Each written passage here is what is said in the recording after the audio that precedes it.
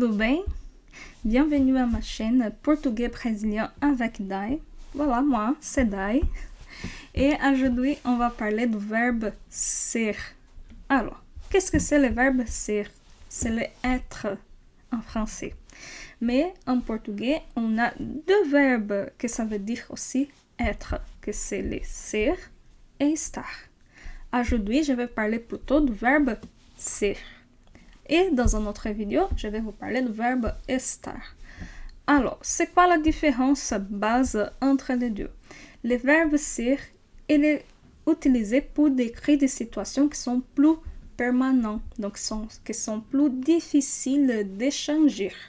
Je vais vous donner ici 6 exemples dans des situations qu'on va utiliser toujours le verbe ser et pas l'estar pour faire la description, etc.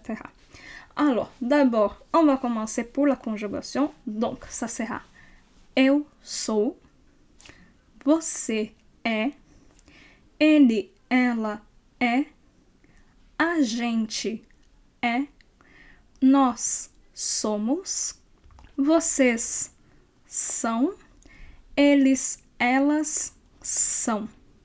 Alors, une petite curiosité.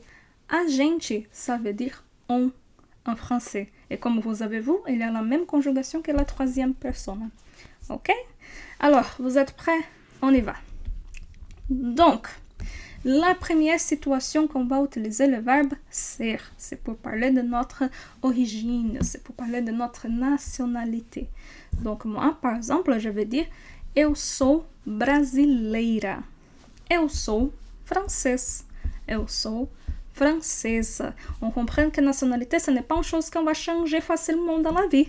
On ne va pas changer de où on vient, en fait. Donc, c'est pour ça qu'on va utiliser le verbe ser. Après, métier, donc a profession, notre métier. Bien sûr qu'on peut changer de métier dans la vie, mais ce n'est pas quelque chose qu'on change facilement et pas tout le temps. Donc voilà, on va utiliser aussi le verbe ser pour faire la description. Donc moi, je vais dire, eu sou professora. Você é engenheiro. Ela é bancária. Ok? C'est bien. Alors, la troisième situation, c'est pour dire la date ou le jour. Donc, hoje é segunda-feira. Amanhã é terça-feira. Donc, aujourd'hui, c'est lundi. Demain, ça sera mardi. Ok? Donc, toujours pour dire la date, on va utiliser aussi le ser. La prochaine situation, c'est des couleurs et caractéristiques d'objets.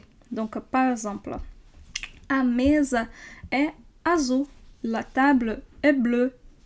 Voilà, donc pour dire la couleur de quelque chose, on va aussi utiliser le ser. Ok? Description physique et aussi psychologique. Voilà, eu sou baixa, je suis petite. Você é alto, tu es grand. Eu sou feliz, voilà un caractère. Je suis heureuse. Mais attention, si j'utilise le verbe ser pour parler de le sentiment, ça veut dire que c'est un sentiment qui est toujours dans ma vie. Donc, par exemple, si je dis eu sou feliz, ça veut dire que n'importe les jours, n'importe les difficultés, n'importe les autres émotions, je suis toujours heureuse. Ok? Est-ce que vous avez compris?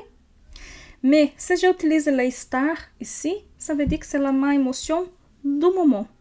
Si j'utilise ser, ça veut dire que c'est l'émotion que je garde pendant toute ma vie, ou pour le plus de temps possible. Ok?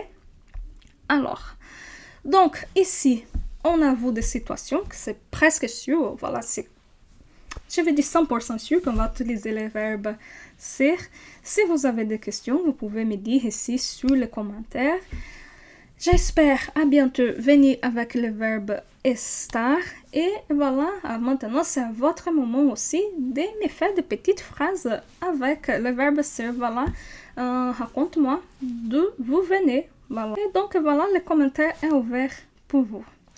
Merci, obrigada et on se voit dans les prochaines vidéos. Ciao!